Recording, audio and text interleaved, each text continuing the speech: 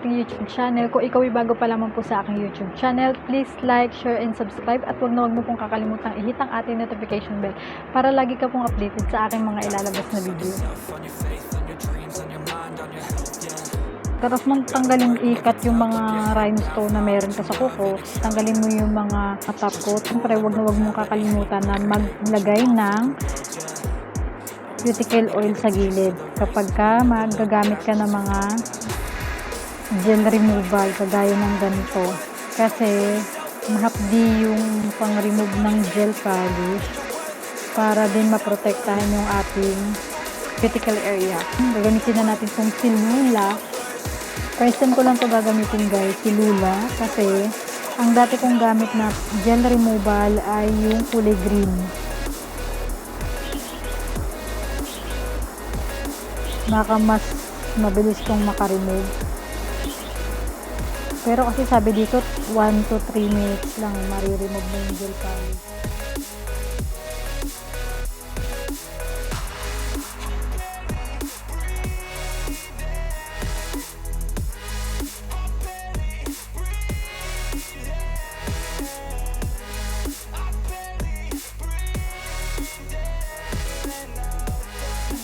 Tayo dun sa cuticle oil. Matapang kasi guys yung pang-remove ng ganito ng gel polish. Kaysa mamaya madamage yung nyo, kaya baka mamaya sensitive yung balat nyo, o kaya may allergy kayo. Mas maganda na safe. Kaya kailangan gagamit pa rin kayo ng cuticle oil sa gilid.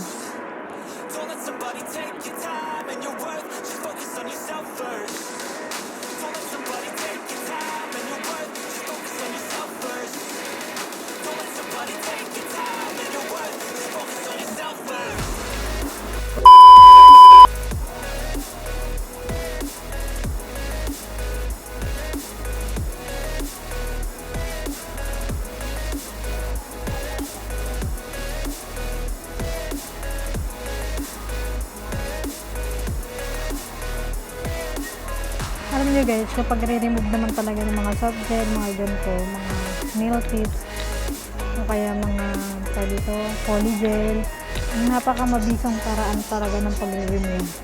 Ibabad nyo lang siya.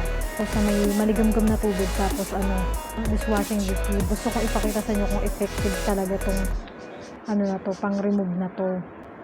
Effective naman siya guys. Mabilis naman tanggal yung gel polish. Mabilis naman matanggal yung gel polish. Ayun, nag-angata na nga siya. You gotta focus on yourself, on your faith, on your dreams, on your mind, on your health, yeah. You gotta work, never tell, keep your head down, find what you love and excel, yeah. Push and pull and repel any hate, go create what you want, feel compelled, yeah. Na-remove na yung ating gel polish. So yun lang naman guys for today's video.